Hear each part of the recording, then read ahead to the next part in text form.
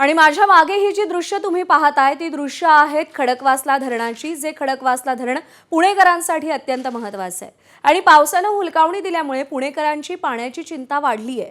पुण्याला पाणी पुरवठा करणाऱ्या चारही धरणांमध्ये पाणी कमी झालंय।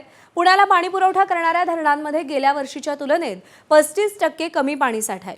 गेल्या वर्षी आजच्या तारखेला पुण्यातली 4 धरणं मिळून 47% पाणीसाठा होता। मात्र यंदा पावसानं दडी मारल्यानं 4 धरणं मिळून फक्त 12% पाणीसाठा आहे। आजच्या तारखेला चारही धरणांमध्ये एकूण 3.65 टीएमसी पाणीसाठा आहे।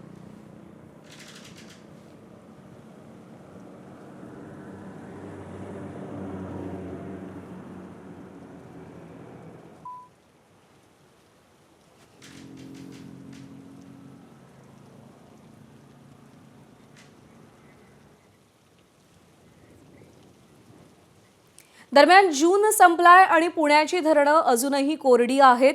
सध्याचा साठा हा 12.52%, गेल्या वर्षीचा साठा हा 48.17% होता। दरम्यान आत्ता 4 धरणांमध्ये कसा आणि किती जलसाठा आहे आपण पाहूयात। जून संपलाय, सध्याचा साठा आहे 12.52, गेल्या वर्षी साठा होता 48.17। खडकवासलामध्ये 13.95% साठा आहे। पानशेतमध्ये 17.44% साठा आहे। वरसगावमध्ये 11.83% साठा आहे, तर टेमघरमध्ये 0%।